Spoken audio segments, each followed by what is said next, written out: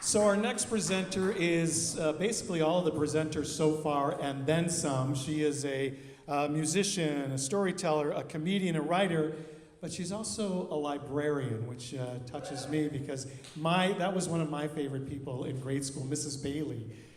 She was a wonderful, wonderful woman, a little quirky, but I loved Mrs. Bailey. She was a great librarian.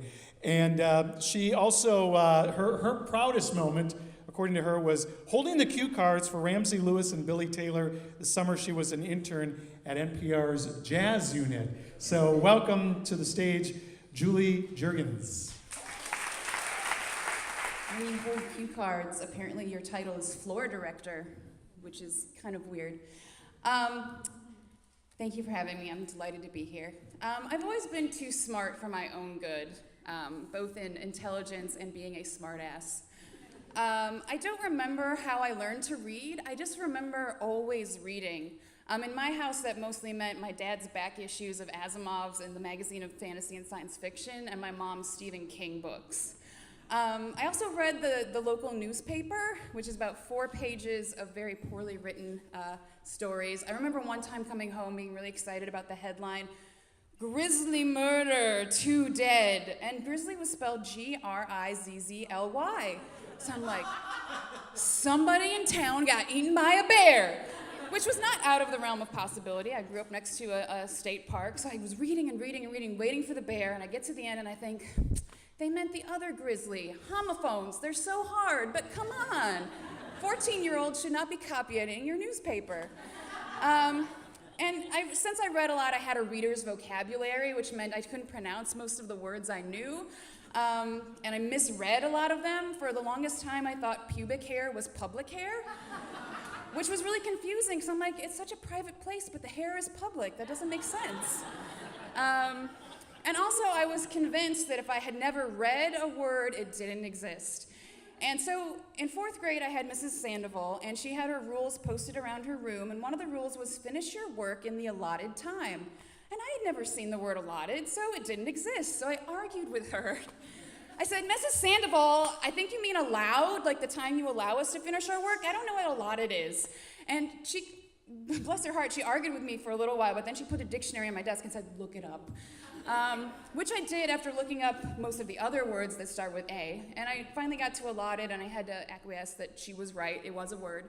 And she quickly became my favorite teacher for introducing me to the word allotted and the dictionary and one of the books that changed my life, A Wrinkle in Time by Madeline L'Engle.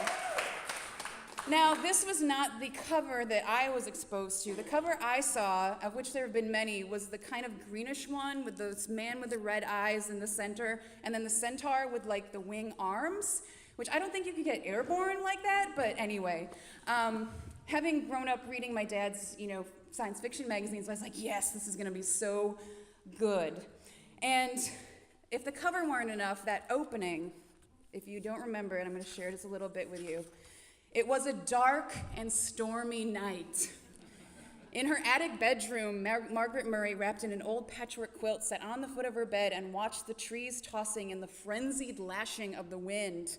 Behind the tree clouds scudded frantically across the sky. Every few moments, the moon ripped through them, creating wraith-like shadows that raced along the ground. The house shook. Wrapped in her quilt, Meg shook. She usually wasn't afraid of the weather.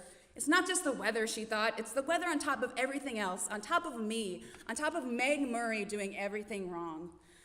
I felt so seen, you guys.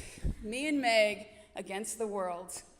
And I identified with her so much. We were both awkward, too smart for our own good, braces, frizzy hair, glasses, arguing with our teachers. We were soulmates, basically. But we were also different. Meg had that beautiful farmhouse with that genius family, the Fortinbras, the dog, the unnamed stripy kitten, the beautiful curtains, the flower on the table, a family full of love, always love, even if they didn't understand her. And my house was full of trash and harsh words and violence and drinking and mental disease, and I really envied her life. Like, I enjoyed the space travel and the giant brain and, saving the world, but I really wanted that house and that family. And she had so many people to love.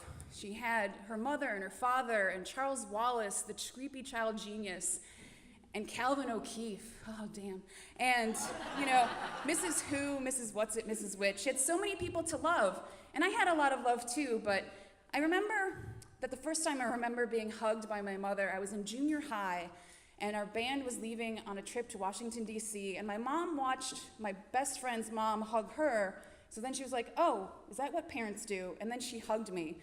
And eventually I learned how to love, and I found people to love, including my mother. But as a fat, awkward, poor 10-year-old, it was just me and Meg Murray. And I was so excited that an awkward teenage girl could change the world with her faults. She could find the light in the darkness by being a stone-cold bitch. And that's what I try to do every day as a children's librarian. Not being a stone-cold bitch, but sometimes you have to be. Am I right? But I try to help children find those stories in those books where they can see themselves and realize that they're not alone and they're not so different that they are not worthy of love.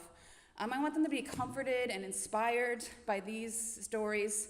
And in these dark and stormy times that we live in, I think we need more people like Meg and more writers like Madeline who always believed in hope and love and light.